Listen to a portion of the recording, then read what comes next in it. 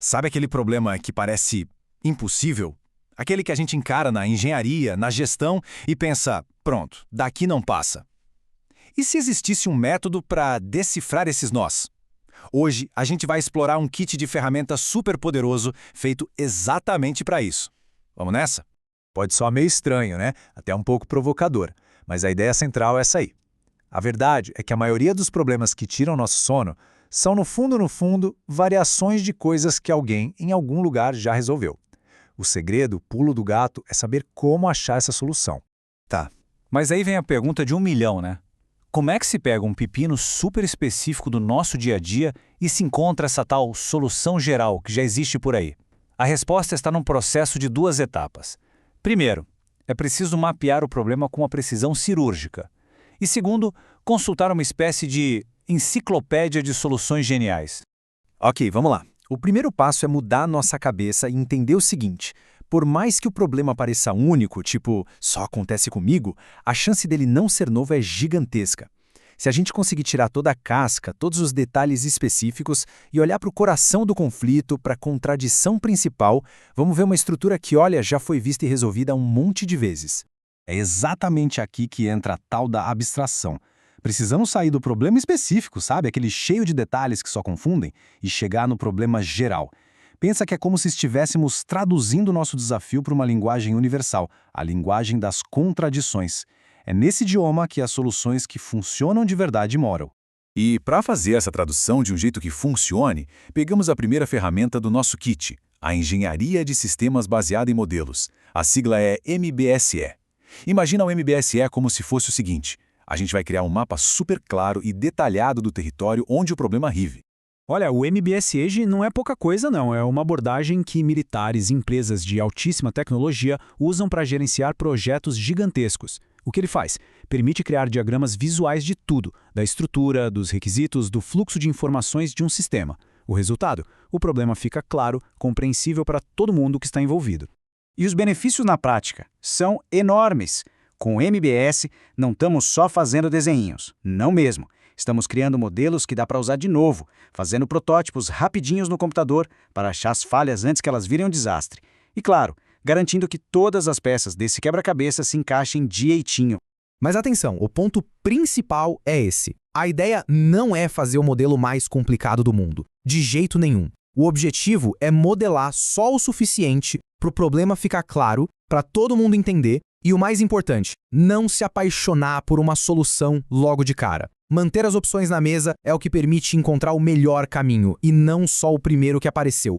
Beleza, então usamos o MBSI e agora temos um mapa claro do problema na mão. E agora?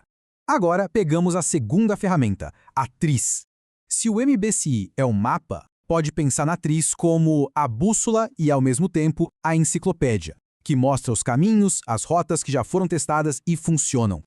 E o processo da TRIZ é de uma simplicidade genial. Funciona assim: pegamos aquela contradição que o MBSE ajudou a encontrar, consultamos na estrutura da TRIZ e achamos um princípio de solução geral. Daí, é só adaptar essa solução de um jeito criativo para o nosso problema específico. Simples assim. Acabou aquela história de ficar dando murro em ponta de faca. E olha, a TRIZ não é uma coisa vaga, um monte de filosofia. É um sistema, um método, baseado na análise de, pasmem, milhões de patentes. O que ela fez foi destilar toda a invenção humana em 40 princípios fundamentais. É como ter um livro de receitas para inovar. A estrutura basicamente pega contradições comuns, tipo, isso aqui precisa ser mais forte, mas ao mesmo tempo mais leve, e mostra os princípios que historicamente resolveram esse tipo de impasse. Certo, chega de teoria, né? Vamos ver como esses princípios funcionam no mundo real, na prática. E um detalhe importante, apesar de muitos exemplos virem da engenharia, isso aqui se aplica a basicamente qualquer área, de negócios até processos criativos. Vamos lá, exemplo 1. Princípio número 8. Antipeso. Pensa num avião. Como fazer ele voar gastando menos energia? Simples, use a aerodinâmica para gerar sustentação. Com mais sustentação, você precisa de menos força do motor. Com menos força, o motor pode ser menor e mais leve. Bingo! A solução anula o problema. Outro exemplo, princípio número 7, o da boneca russa, sabe? Aquelas que uma entra dentro da outra. A pergunta é, como que a gente enfia uma antena enorme num rádio pequeno? Ué, faz ela entrar dentro dela mesma, de forma telescópica. Um objeto entra no espaço vazio de outro. Simples e genial. Agora, um dos meus preferidos, princípio número 2, extração. Imagina o seguinte: alguém quer a segurança de um cão de guarda, mas não quer ter o trabalho de cuidar de um cachorro. Qual a solução?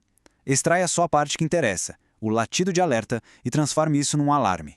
Você tem a função que queria, sem a parte que te dava problema.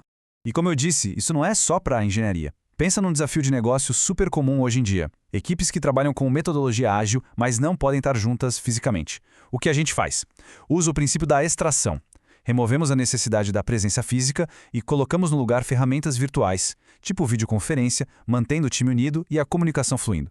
E esse próximo exemplo é sensacional. O Ray Dalio, lá da Bridgewater, tinha um problema de crescimento. Como manter a cultura de transparência total da empresa sem que todo mundo precisasse participar de todas as reuniões? Impossível, né? O que ele fez? Ele extraiu as reuniões, gravando as mais importantes. E depois, usando outro princípio, ele criou melhores momentos dessas reuniões, para economizar o tempo de todo mundo. Genial!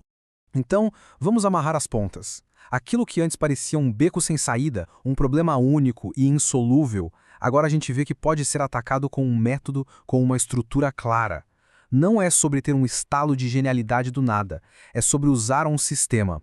Resumindo, o plano de ação é esse. Primeiro, use o MBSE para mapear e entender o problema de verdade. Segundo, encontre a contradição principal, o coração do conflito. Terceiro, consulte a atriz para achar um princípio de solução que já foi testado. E por último, adapte essa solução para a sua realidade. É uma virada de chave, sabe? Em vez de tentar inventar a roda, começamos a usar o que já funciona. E isso tudo deixa a gente com uma pergunta no ar. Pense nos desafios que aparecem, naqueles problemas que parecem um nó cego. Qual dessas contradições que hoje parecem impossíveis poderia, de repente, ser resolvida, só por percebermos que a solução talvez já exista, só esperando para ser encontrada?